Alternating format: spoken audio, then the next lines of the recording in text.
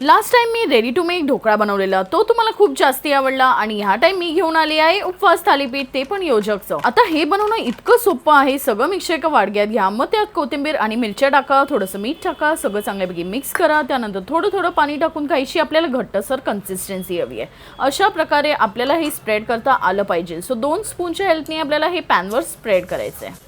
आता तुम्ही हे कपड्यावर पण थापून वगैरे घेऊ शकत होता, मी तर असंच बनवते कारण हे क्विकली बनतं। आता सकाळी सकाळी जेव्हा आपल्याला 15 ते 20 मिनिटात नाश्ता बनवायचा असतो ना, तेव्हा हे ऑप्शन बेस्ट आहे।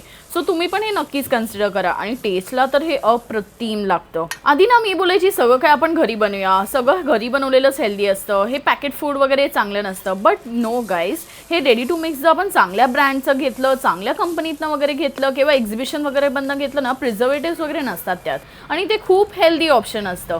सो नक्कीच ट्राय करा नेक्स्ट टाइम आणि मला कमेंट करून सांगा की कसं लागतं हे। तर हे दोन्ही बाजूला मस्त क्रिस्पी असं झाल्यानंतर आपल्याला काढून घ्यायचं आहे। मस्त दही सोबत आम्ही हे एन्जॉय केलं आणि तुम्ही बघू शकतात किती क्रिस्पी झालंय हे आणि टेस्टला तर विचारूच नका। So bye, see you next vlog. असेच अजून रेसिपीज येत राहतील माझ्या चॅनलवर, सो सबस्क्राईब करायला विसरू नका। बाय।